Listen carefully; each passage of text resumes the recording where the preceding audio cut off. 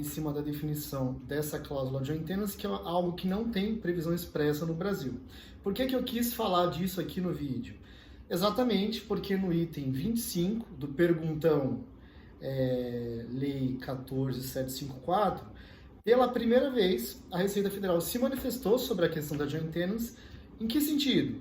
Olha aqui como está disposto aqui no Perguntas e Respostas. Eles falam assim: no caso de joint tenants sob participação em entidade no exterior, como deve ser feita a declaração? E a resposta veio no seguinte sentido: o contribuinte deve consultar um assessor local. Engraçado, né? Eles colocam uma pergunta, mas pedem para consultar um assessor local. Mas seguindo, eles colocam assim: o contribuinte deve consultar um assessor local para se certificar dos efeitos jurídicos da joint tenancy. É possível que a joint tenancy implique uma espécie de copropriedade ou participação em condomínio sobre as ações ou cotas de emissão da entidade no exterior.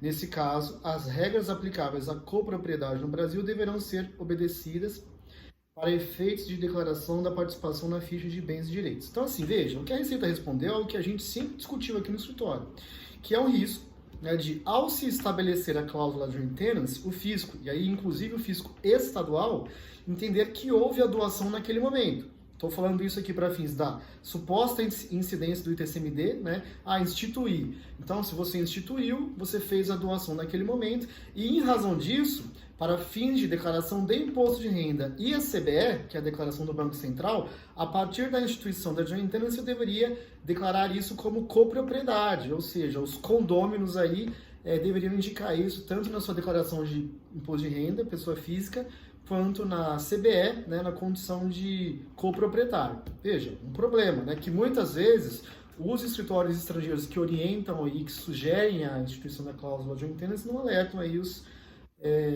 titulares do patrimônio. Então vamos lá, o que a gente tem dito ainda depois aqui da resposta aqui nesse item 25 do perguntão da lei das offshores. Veja, a joint tenancy, ela tem um fator que, na minha opinião, ele é muito relevante ainda hoje, que é a questão voltada até para o ITCMD no Brasil. E por que eu estou falando isso? Porque depois que o STF julgou em 2021 a questão da ausência da lei complementar do ITCMD para os casos de bens inventariados no exterior, não existe no Brasil uma lei que possa exigir o imposto de herança sobre um bem inventariado no exterior. Tá? Só que o inventariado no exterior pressupõe, o termo inventariado no exterior, pressupõe que tenha havido um inventário lá na jurisdição. Quando se institui a cláusula de joint tenancy, em tese, pelo que inclusive está se dizendo aqui no perguntão da Receita, eu suprimiria essa questão do inventário, porque a transferência seria automática, eu já sou coproprietário. Então sairia o falecido e a participação seria aí distribuída entre os sócios remanescentes, as pessoas remanescentes.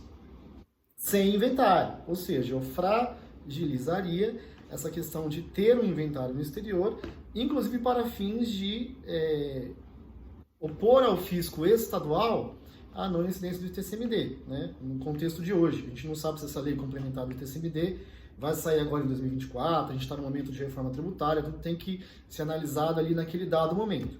Mas veja, eu atualmente posso dizer, o que eu tenho dito aos clientes aqui, é que eu vejo mais desvantagens do que vantagens na instituição da cláusula de joint tenancy. Então, quando vier aí uma sugestão de um escritório estrangeiro no sentido de que se faça essa instituição da joint tenancy nas offshores, eu acho que tem que analisar o caso a caso, entender o contexto familiar, entender o tamanho do patrimônio lá fora, fazer um pouco de conta, inclusive para fins de economia do ITCMD, e também considerar a forma em que serão feitas as declarações aqui no Brasil, imposto de renda e CBE, porque o que a gente percebe é que as famílias entendem, não, no Brasil não muda nada, é uma cláusula lá fora. Mas não é, inclusive, o que a Receita Federal está dizendo aqui nessa resposta, aí 25 do Perguntas e Respostas, Lei 14.754. Então, é um ponto, tá? Eu fico à disposição para tratar isoladamente, aí, individualizadamente, cada dúvida que possa surgir. Os contatos ficam aqui no vídeo. Espero ter colaborado aí para as pessoas que estejam nessa situação, que tenham procurado aí mais informações sobre essa questão da joint tenancy, que ela é uma questão controversa.